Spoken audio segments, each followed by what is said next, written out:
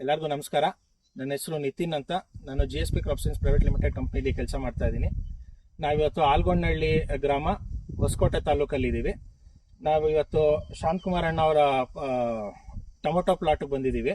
ಗಿಡ ಸಾಯ್ತಿತ್ತು ಅಂತ PCT 410 ಬಳಸಿದ್ರು. ಬನ್ನಿ ಅಣ್ಣವರ ಅಭಿಪ್ರಾಯನೂ ತಿಳ್ಕೊಳ್ಳೋಣ. ಅಣ್ಣ ನಮಸ್ತೆ. ಅಣ್ಣ ಹೇಳಿ ಅಣ್ಣ. ಇದು PCT 410 ಬಳಸ್ತಿದ್ರಲ್ಲ, ಹೌದಣ್ಣ. ಗಿಡ ಸಾಯ್ತಿತ್ತು ಅಂತ ಏನು ಅಣ್ಣ ಗಿಡ ಸಿಕ್ಕಾಪಟ್ಟೆ ಸಾಯ್ತಾ ಇತ್ತು.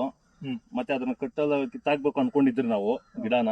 ಮತ್ತೆ ನಿತಿನ್ ಅಣ್ಣ ಅವ್ರು ಬಂದಾಗಿನಿಂದ ಬಂದು ಹೇಳಿದ್ರಿ ಈ ತರ ಮಾಡಿ ಅಂತ. PCT ಡ್ರಿಂಚಿಂಗ್ ಮಾಡಿದ್ಮೇಲೆ ಗಿಡ ಸೂಪರ್ ಆಗಿ ಇದಾಗಿದೆ.